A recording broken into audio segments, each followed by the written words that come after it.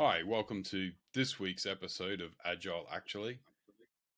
And the topic of discussion this week is Agile coaching and life coaching and where the two meet and where the two should be separate. What's your thoughts on this, Martin? I think it's a really interesting topic because I've seen quite a lot of folks that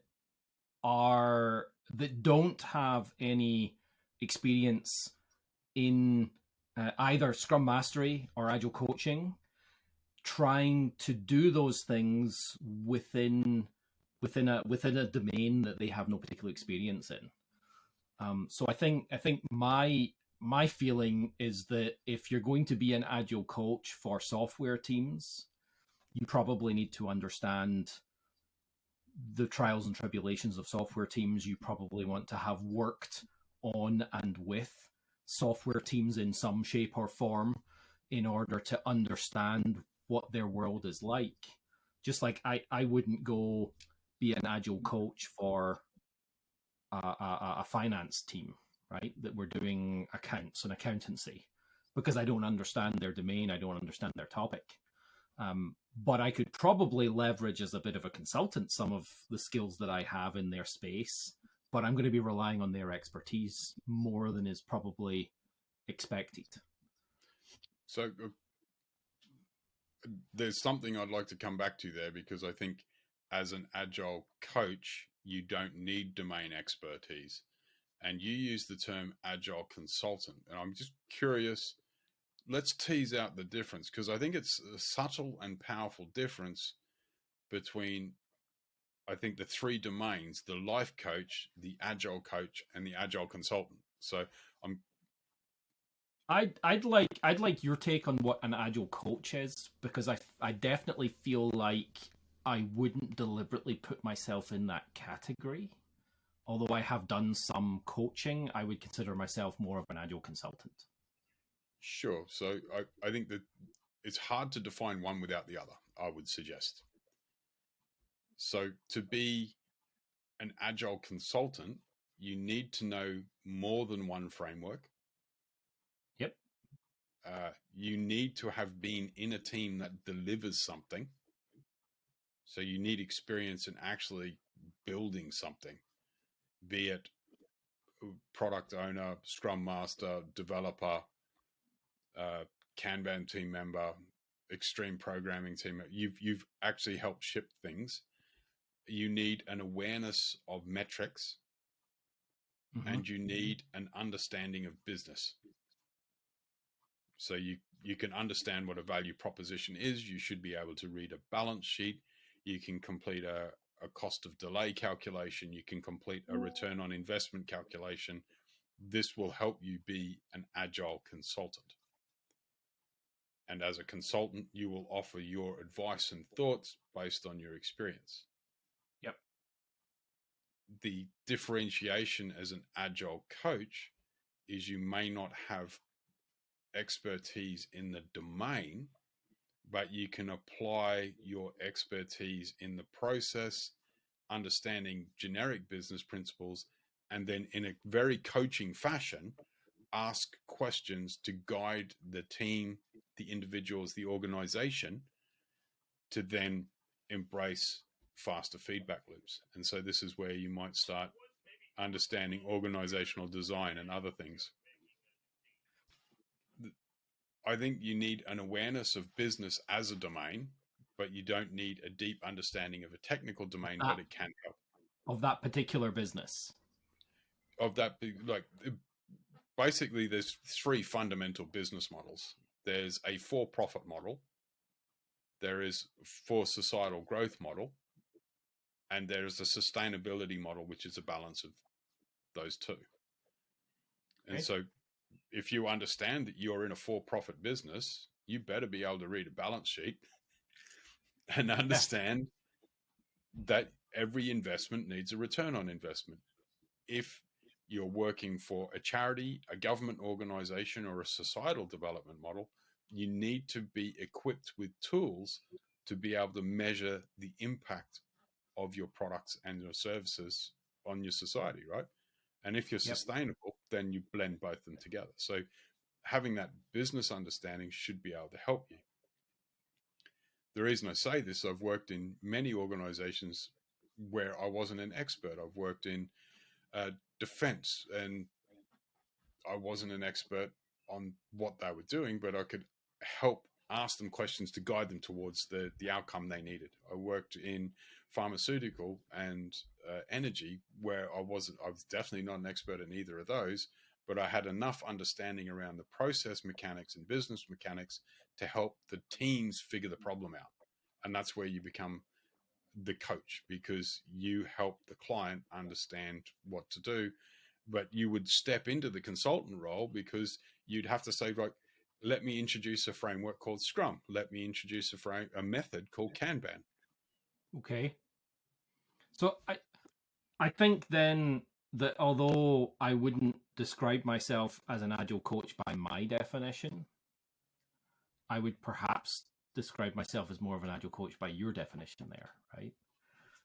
That there are times when I've worked with organizations in exactly, aerospace, defense, where I was never in the military. I have no idea the ramifications of that apart from what I see in movies and TV, and right, which is not the best place to get your information for anything consistent. But understand, usually I work with software teams. I would caveat that almost 100% of the time, I'm usually engaged with organizations that are building some kind of software, and they want me to help them with that. In that context, I feel like I have the competence to be able to both coach and consult for software teams in many different business contexts. But that is building on your domain expertise. You're an expert software engineer. You understand DevOps. You've been an ALM ranger. You can do everything from code it through, deploy it, release it, build the infrastructure as code, etc. Yeah. So deep experience there. You've got years of experience in this agility space. You're a professional Scrum trainer. You're a pro Kanban trainer. You get all of it. You understand more than that. You've worked in scaling environments, etc. So the mashup of those two together gives you a depth of experience, credibility, to be able to consult and mentor as well as coach, because you got that domain expertise. And I would suggest you need some domain expertise to be able to consult, and an awareness of it to be a more effective coach. But on the other side of that, I wouldn't feel comfortable or feel competent coaching, for example, a group of people who deliver marketing.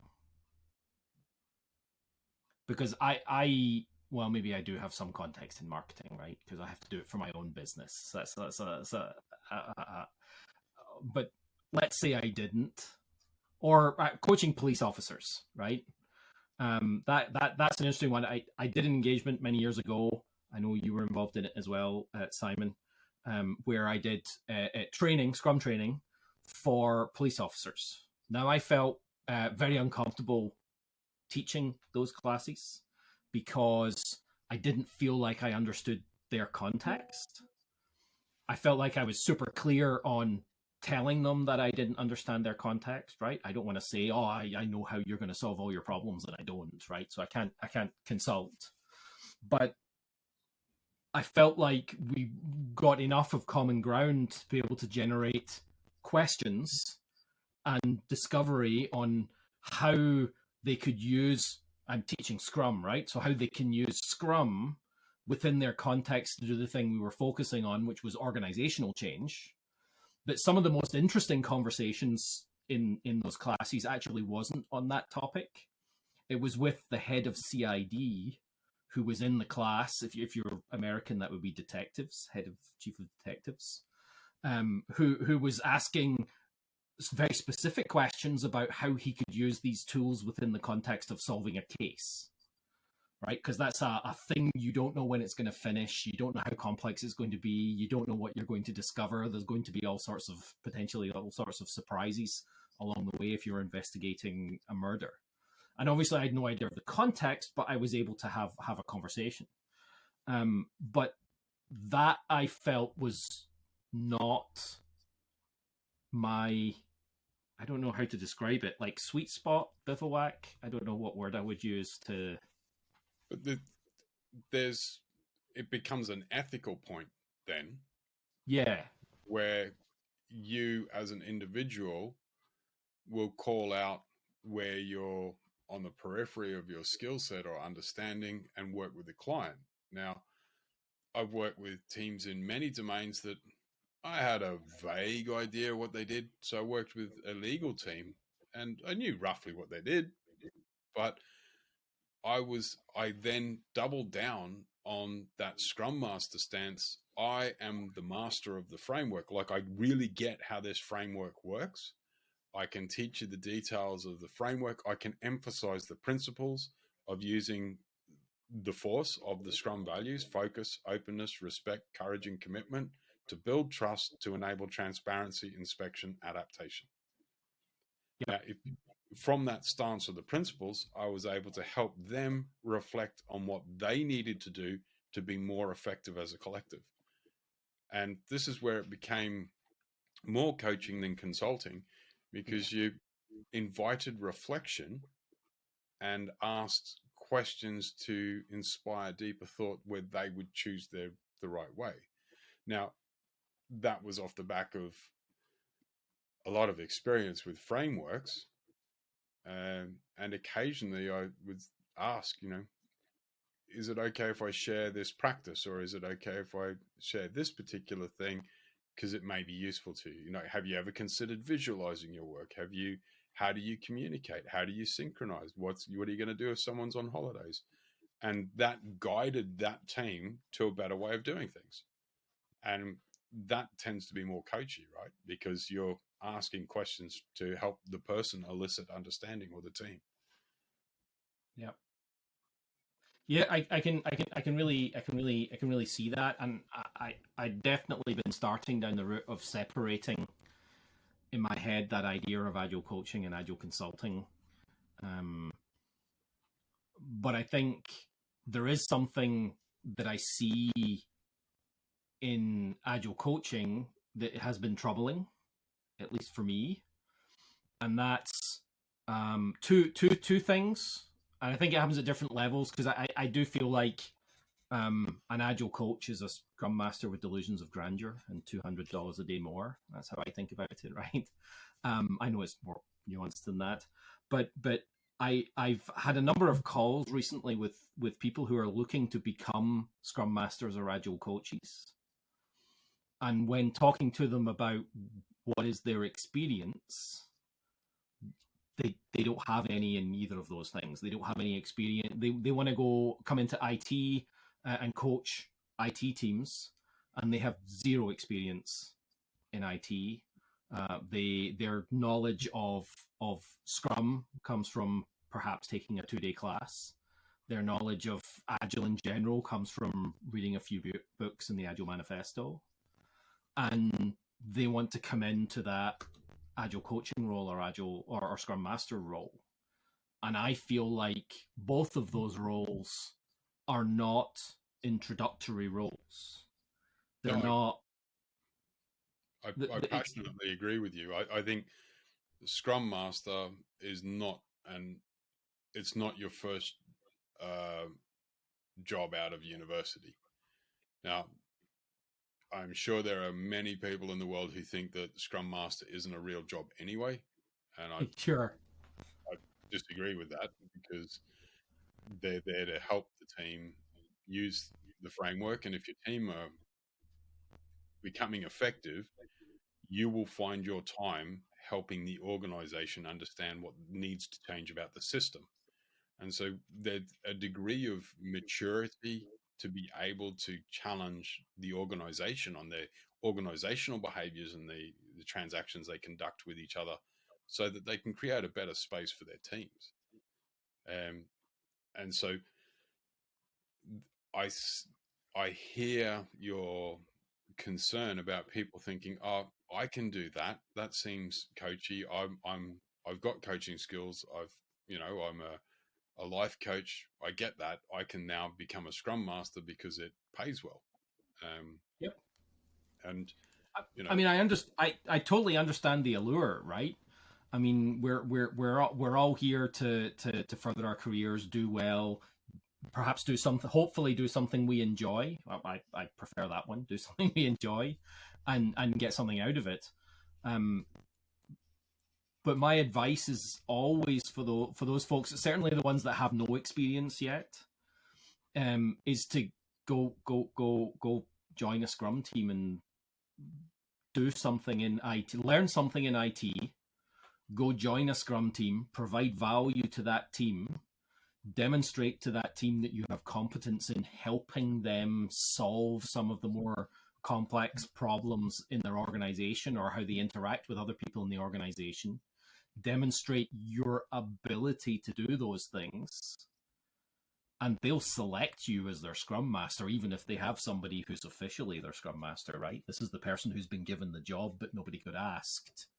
But they're not picking up the accountability, and you're doing the things. The team's going to select you. yeah, And if you're successful, difference, right? Yeah, you're making a difference. And if you're successful, then that will be recognized in the organization. You are effectively you've become the Scrum Master through actually doing the thing, right, and providing value to the team. And the actions that you perform define your accountability, and that's when you become the change agent, the true leader that serves. When you're resolving challenges, when you're speaking truth to power, when you're holding the magic mirror up against the organization and just reminding them about how the process works, supporting other people, helping your developers get to done, helping your product owner articulate value and address ordering of the product backlog. All of this stuff. Now, I would suggest that becomes very hard to do if you haven't any experience in delivering anything in a team environment.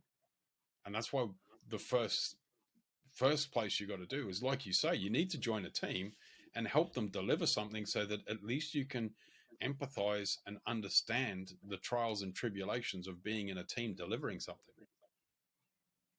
Yeah, what skill are you bringing to the team in the first place that allows you to cut your teeth? Yeah. And gain that experience that you need to understand how teams deliver stuff so that you can then help them deliver stuff. I always... Sorry? It's okay. I always think that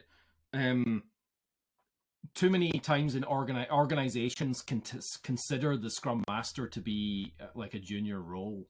Like, who's the newest person in the team? Right, you're the Scrum Master now. And they wonder why it doesn't help them, why it doesn't provide any value. It's because I think there's a great, I can't remember the cartoon, but it has the Scrum Master you asked for, the Scrum Master the team needs, and it's a picture of a scarred up Rambo dude, right, with tattoos and scars. And it's the Scrum Master they got, and it's dressed up as a baby with a nappy on, right? That's the Scrum Master that teams need, is the one that is going to help enact change within the organization to help them be more effective. And that's almost impossible if you don't understand what they're doing. What you've just highlighted there is the difference between professional Scrum and mechanical Scrum. So professional Scrum is where each person in their accountabilities is striving to increase value and continuously improve. A lot of organizations, they struggle with that, and that's where you get this whole agile delivery manager. Well, look, we're not going to let go of our command and control. We still want to work in these long cycles. We're really not interested in pushing back on heavy bureaucracy. We want people who are going to process timesheets, do job reviews, not rock the status quo. And effective Scrum Masters should be gently, consistently challenging the status quo, because that's how you improve, right? And highlighting areas and addressing it. And there's one or two situations where, shall we say, by mutual agreement, myself and the client parted company, because Sure. once your team starts delivering done, you start demonstrating where other areas of the organization are ineffectual or ineffective. Sure. And so it's either your stakeholders can't keep up with demand, or whatever your release mechanism is slow, cumbersome, unwieldy. And you then start trying to surge releases through a pipe that can't cope, and you'll hit more bureaucracy than you can believe. And it's where you actually highlight that the organization is not focused on value delivery, and there's a degree of complacency, and that's not the way we do it around here, and we've always done it this way, and how dare you challenge it. One of my favorite articles is the US DoD how to detect agile bullshit article. It's one of my favorite papers. And you can find that really easily if you just go into your search search engine of choice and DoD Agile BS. Yeah, DoD Agile BS, and there's a lot more in it than the bit that I kind of latch onto and like. It's probably my DevOps background, right? That there's two particular things I latch onto.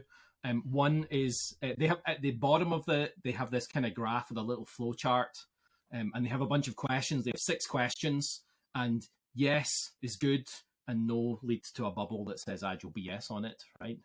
And I'm not saying that this is the only litmus test, but this is a litmus test from an organization that is not usually known for its ability to change, its agility, its forward-lookingness. And the two that really stood out for me, the first one is top left, and the way let's see if I can remember this. It's usable working product delivered to real users every iteration, including the first. Working usable product delivered to real users every iteration, including the first. And so many teams that I work with, that I see, that I talk to, are not able to do that. Even teams that talk a good talk about Agile and DevOps. And I almost feel like it's this influx of not unscarred, it's probably unscarred Scrum Masters and Agile coaches who are willing, or maybe the expression is too willing, to meet people where they are, right? Maybe the two expressions that I hear a lot in Agile that I find go back to that idea of the don't understand it necessarily coach, the life coach angle, is the meet people where they are, which I agree with to an extent, but there's a line there, right? You can't meet people wherever they are. You need to bring them to a certain point in order to be able to achieve something. And what's the other one? I've forgotten now. It's the other. I can't remember. I'm sure I'll remember later. But that I'm all for helping people get on board from where their organization currently stands. Right? How do we move forward? But sometimes we accept dysfunctional behavior too much, and the experience of an Agile coach or Scrum Master should be able to do going into an organization is be able to say, when a team says to them, because we hear this all the time, our software is too big and too complicated to be able to do continuous delivery. Our software can't be, we can't, there's no way we can create a working product in 2 weeks. That's impossible. Yeah. And you need to have the grizzled battle scars to be able to say, That's bullshit. That is just not fundamentally true. If the And that's the Windows challenge. team... That's what you're describing is like years ago, Ken Schwaber wrote an article about Scrum Butt.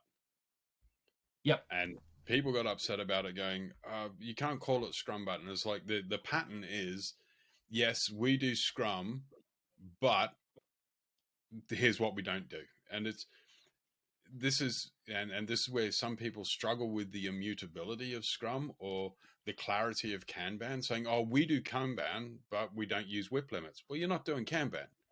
We do Scrum, but we don't have a daily Scrum every day. Well, you're not doing a Scrum. Oh, we do Scrum, but we don't have a done increment every sprint. Well, you're not doing Scrum. And yep. Having the clarity of thought and the actual discipline to say, look, we can help you. All right. At the moment, you're not doing Scrum because of here, here, and here. You haven't got the 3 accountabilities filled, or, you need the 3 accountabilities, 3 artifacts, 3 commitments, 5 events done with a done increment every sprint, less than a month, to call it Scrum. If you're not doing that, you're not doing Scrum yet. And my first challenge as an Agile coach is to get you to do Scrum if you say you want to do Scrum. Or if we're doing Kanban, we need to visualize our workflow. We need to define it, visualize it, put some work in progress limits, and then start tracking the metrics to continuously improve. But if I just throw some stuff up on a wall with some sticky notes, you're visualizing your work, but that's not Kanban. But you need to be able to call that out. And I've had this challenge from a number of people going, oh, you're being dogmatic. And I don't think it is dogmatism. And I think this is a really important point. If you're an Agile consultant or an Agile coach, you must be able to determine whether people are using a framework or a method. You need to understand that framework or method enough to recognize it. And my favorite example of this is like if we get a piece of dough, put some sauce and cheese on it and bake it, it's a pizza, right? But if I fold it over, it's a calzone. Now, both are great, and I'll, happily eat either one. But you can't call a pizza a calzone or a calzone a pizza because they're different things. And that's without even getting into the debate of whether pineapple belongs on a pizza or not. Yeah. But the thing is that there's a lot of folks who come into this from that life coach. My other concern about this area is with the commodification. There's been a surge of people wanting to join agility. And this is where there's been a demand for Scrum Masters, Agile coaches, support people to help organizations change. And so you end up with a lot of people, a lot of consultancies, a lot of contracts out there looking for people who are Agile coaches, Scrum Masters, etc. And they get put in this position often from, if you're an employee of a consultancy, you just get put in there. And they may not have actually met the criteria. So I think, that criteria of knowing a framework, Scrum, knowing Kanban, knowing extreme programming, understanding the principles, being able to facilitate, coach, mentor, challenge, they don't necessarily meet that bar, but they get put in because, hey, you're a consultant and it's just process stuff anyway. So we'll just chuck you in here. Well, and maybe they're available, right? I mean, part of the issue is that demand for Agile coaches and Scrum Masters is far outstripping the ability of the market to deliver good Agile coaches and Scrum Masters. Well, it was. I think 23 is going to be an interesting year with the massive cutbacks in big tech. So at the time we're recording, Facebook and Instagram have just announced another 10 or 11,000 job cuts.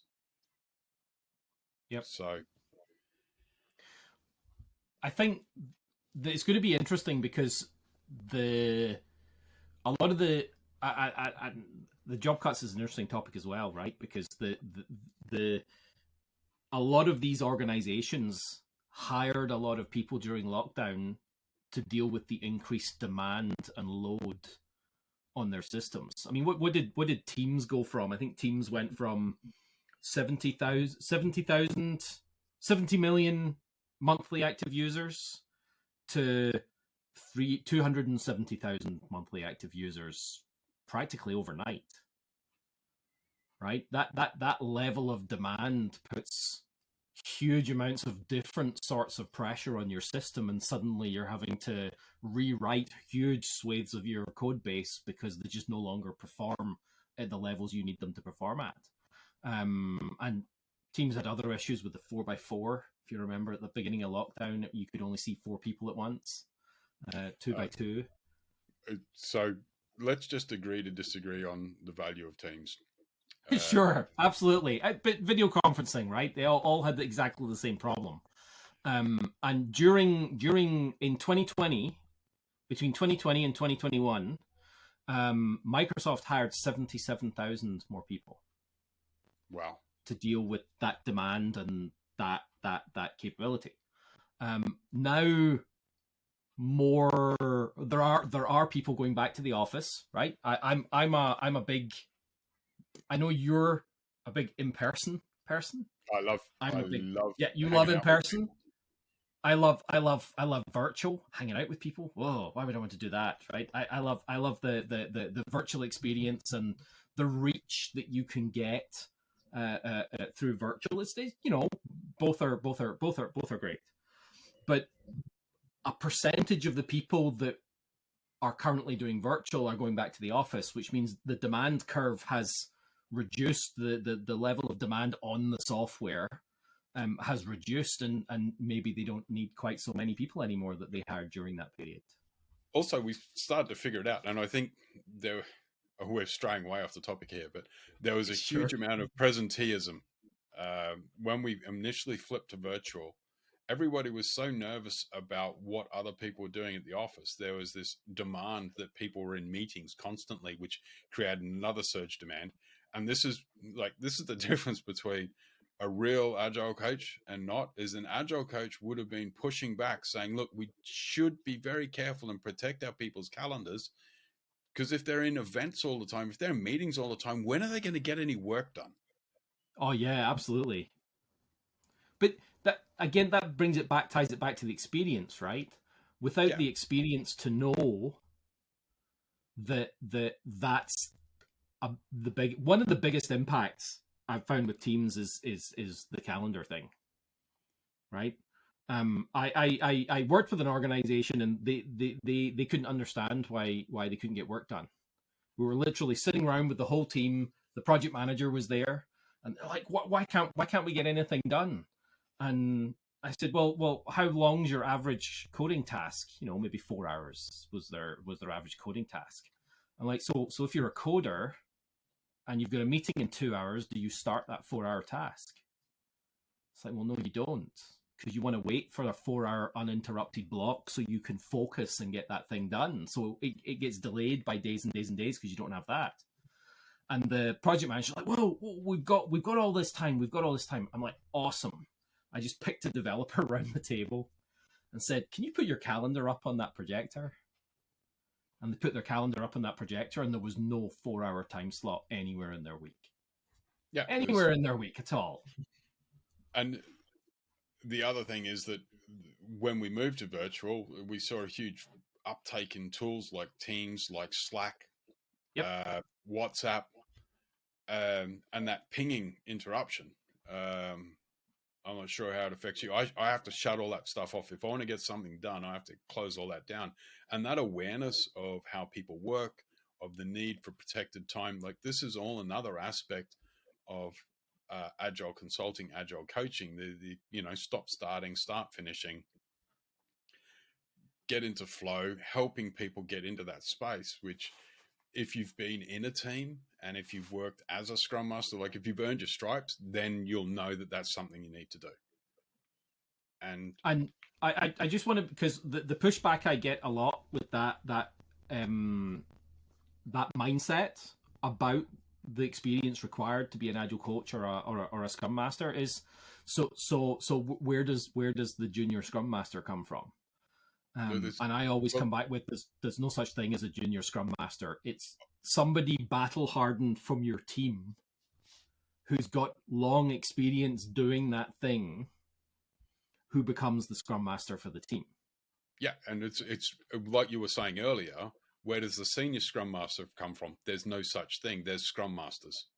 Yeah, like you're a scrum master. There's no such thing as a junior or a senior. Now I know that you'll get job adverts for it. Sure. Yeah. And this is where the whole junior senior thing comes from, because people are trying to get different day rates, and and this is your observation that an agile coach is just another way of being a scrum master and getting 200 extra $200 a a day more. Now, Yeah, I would suggest that there should be more criteria to actually qualify as an agile consultant or agile coach. It's not just, and you need to be thinking about mentoring people into that space. But it's like where do architects come from? Well, typically they start off as coders or testers, and then they mature to the point that they can then architect products, right? Yep. And I think Aren't scrum masters and agile coaches are architects of team organization and team structure and engagement and yeah. Now, my question for you is, and it's one that's been rattling around, well, since I joined scrum.org, and Ken deliberately chose the name professional. Yep. And he posed this question back then is,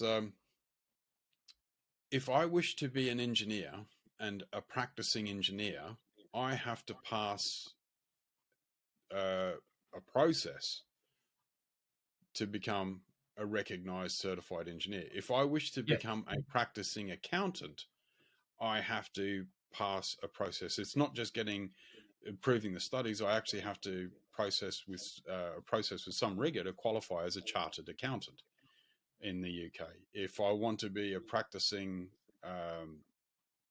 legal person, there's a process for that. Now, given that many of these other safety critical, role critical environments, like if I want to become a commercial pilot, there's exams I've got to take. I've got to prove it.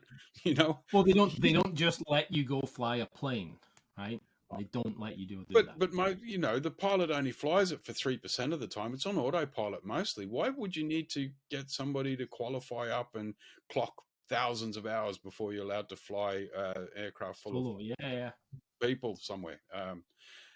So where do we go in this industry of agile? How do we self-manage, right? We keep claiming that we're self-managing and we're empirical. What would your suggestion be in this space of agile coach, agile consultant? I think it's interesting because none of those bodies or accreditations that you mentioned are self-organizing. They're all imposed, right?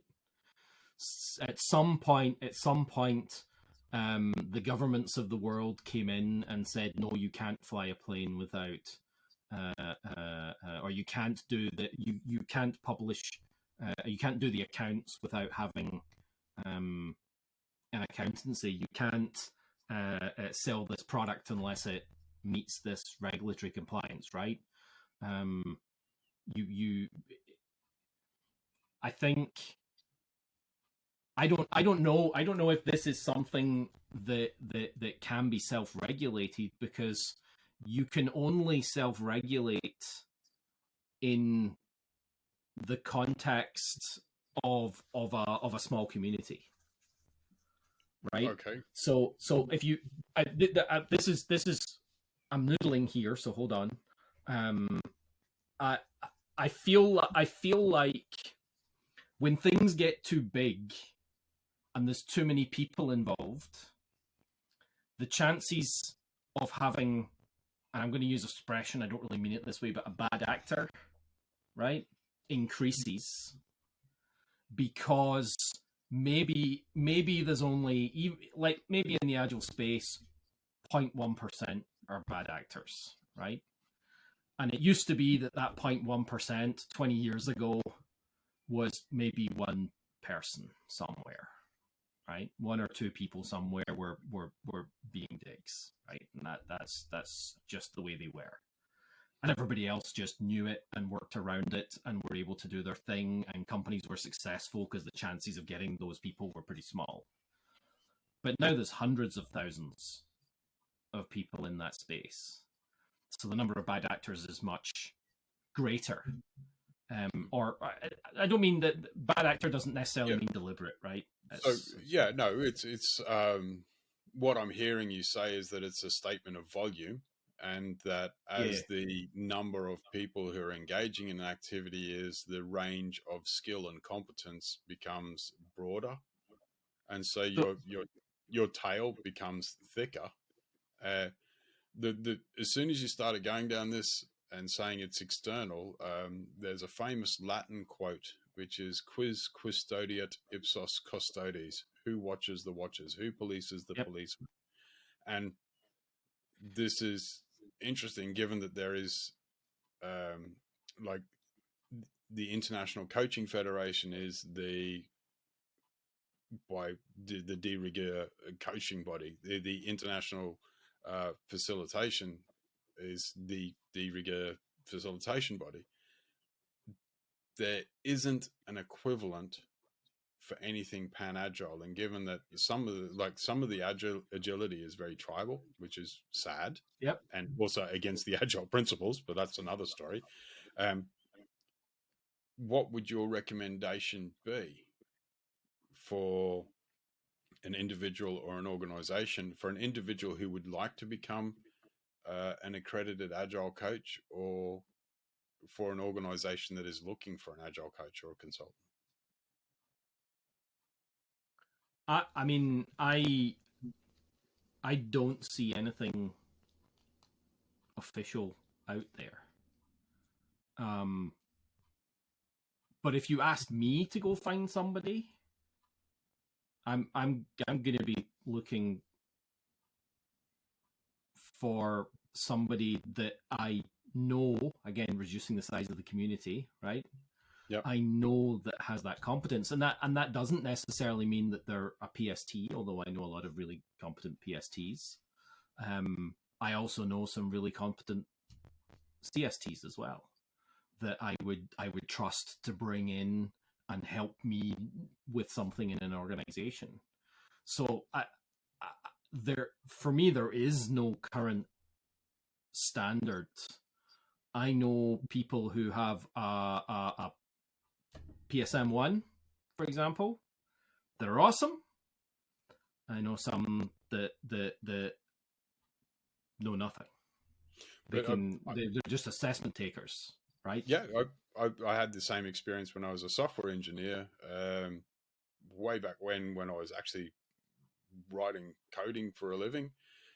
And you'd have people who would come in and they had all the Microsoft certifications. They had the MCSD, but they were ineffectual at solving problems and helping us deliver value. I think you immediately went for the trainer level, which may be good at training, but they may not be effective. They may not be good coaches, right? And this is where I think IC Agile have got a pretty solid program helping people build skills up in that space. I think this is where the Scrum Alliance have got some programs about coaching in there. Scrum.org doesn't have an offering in that space. So I don't think the Kanban University is trying to grow some into that space so that they can have Kanban coaches.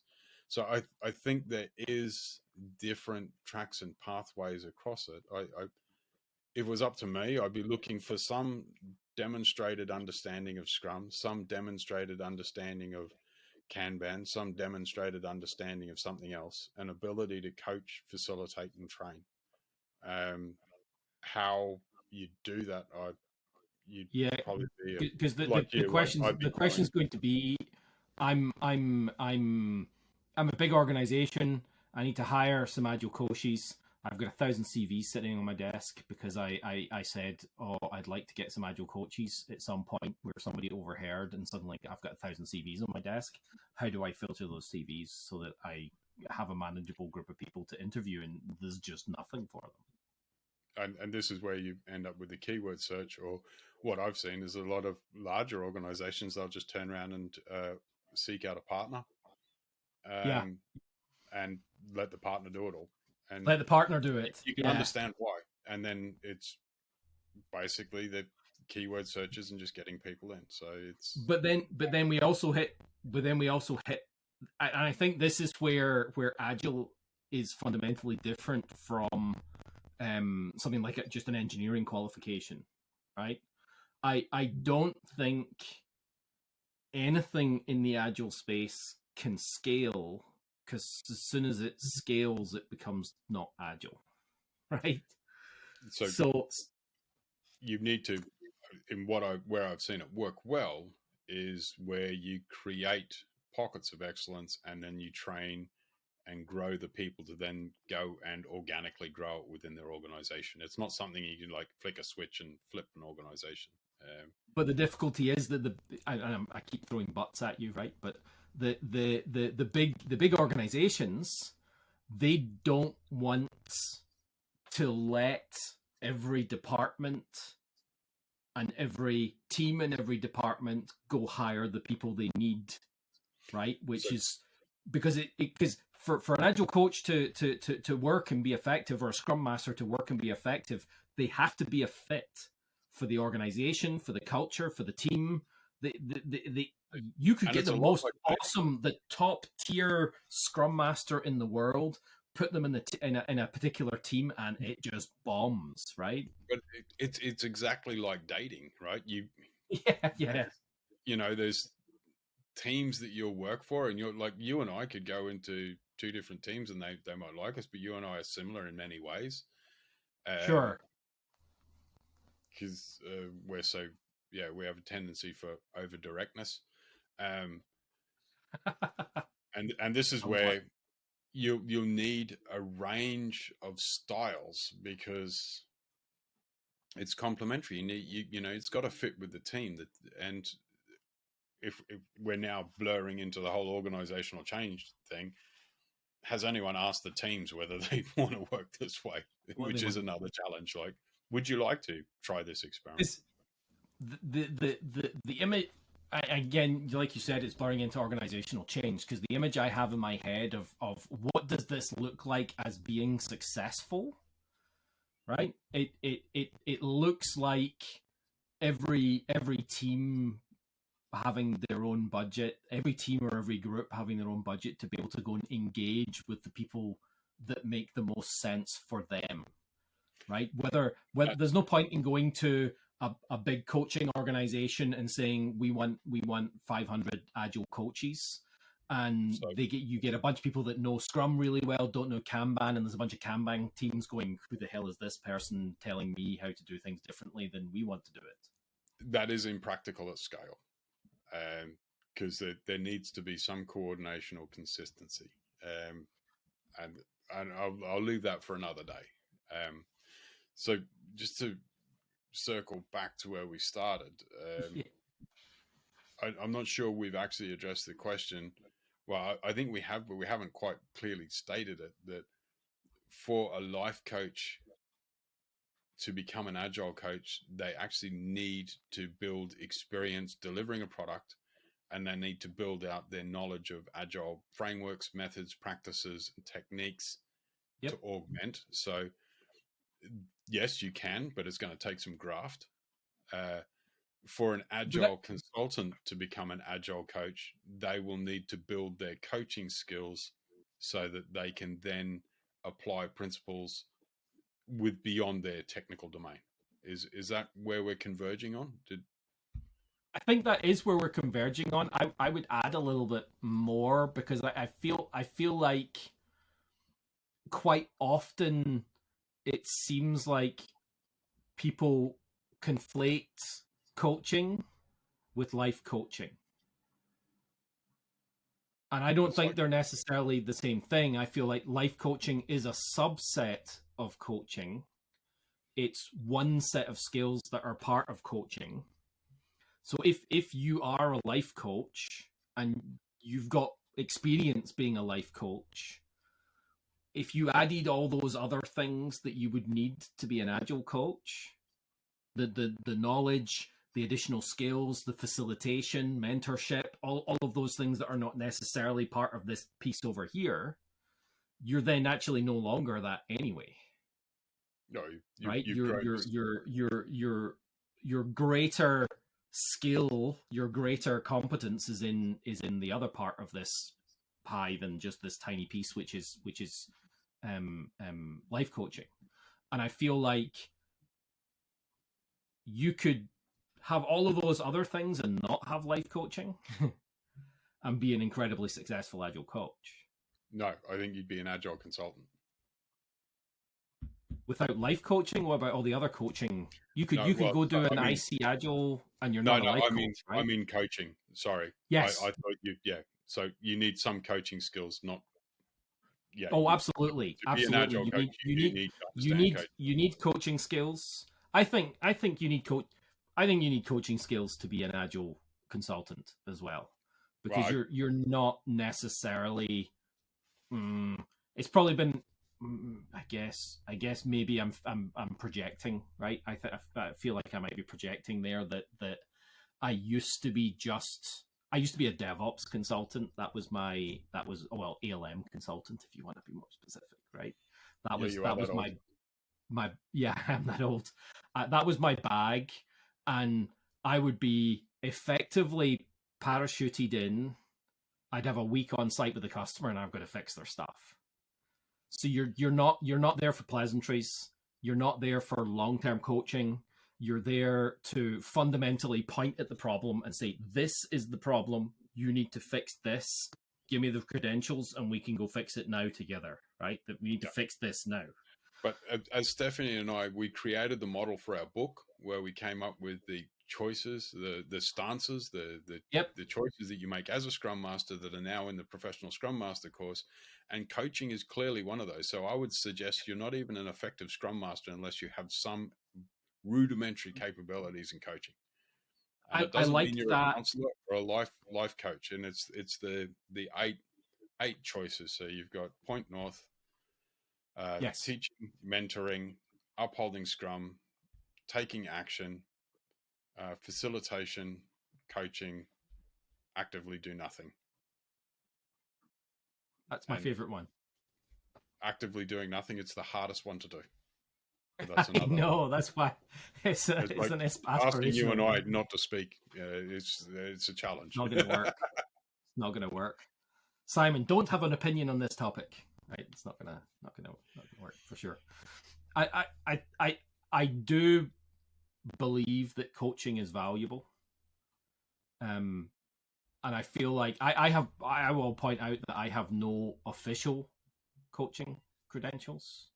Anything that I do is learned coaching. I don't know how, probably just describe that. I've always been very disappointed with any coaching classes that I've taken because I feel like I want to focus on team and organization coaching. And the thing they teach you in all the classes is one-on-one coaching, and that's not something I'm very interested in. So this is where the techniques can be applied. So I have done the IC Agile coaching, did Stephanie's coaching course. I've done an ORSC rudimentary course, and I've done a brain-based Agile coaching certificate, which was like 6 months worth of work. And I'm working towards becoming an ICF ACC. And it is trying to find the coaching pattern that fits you, because there's various different coaching schools out there, and you got to find the one that works for you. That's what I've not. Yeah, absolutely. They're all valid. That's what I've not been able to find. I did the introductory ORSC one. Were we in the same cohort? Scrum.org did the thing. Yeah. That was one that I was very I think it popped. Have you heard that expression? Popped my bubble, right? I had a picture of what, especially being that it was called organizational systems coaching, right? I'm like, well, I want to coach at the organization, not at one-on-one an individual.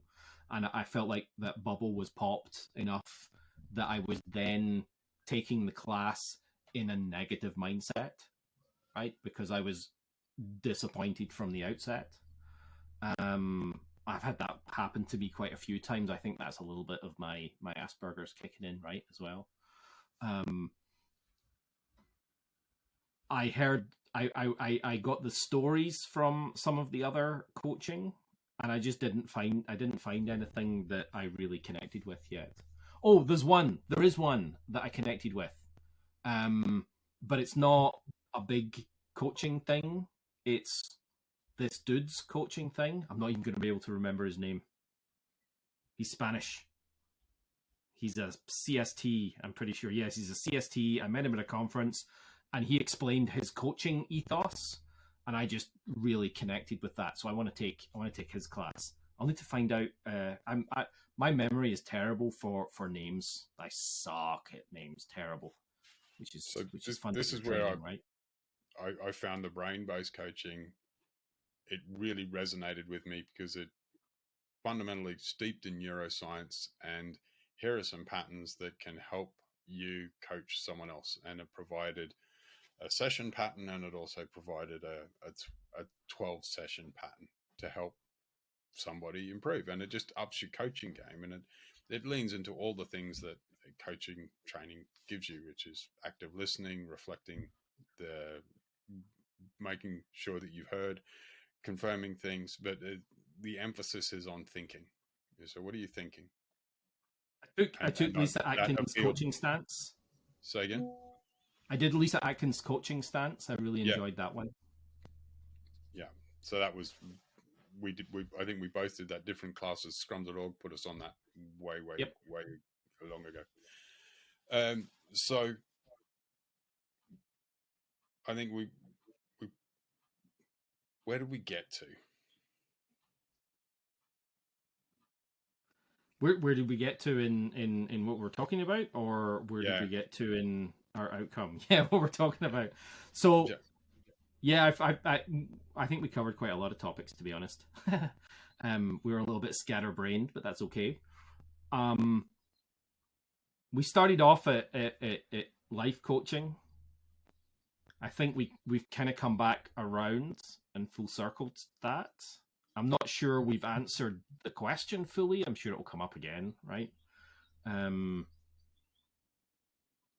think I feel like we had a great discussion on all of the things that impact on our understanding of Agile Coach, Agile Consultant. What's the difference between the two? I feel like my mind has been opened on some of the nuance there. I had some but that's why I like talking to you, Simon, right? Because I have a lot of pre-assumptions, you have a lot of pre-assumptions, and we can bounce our pre-assumptions off each other and try and figure out some things. That's called conversation, right? Yeah, having a conversation is kind of fun. And it doesn't need to be in person, Simon. You can do it this way too.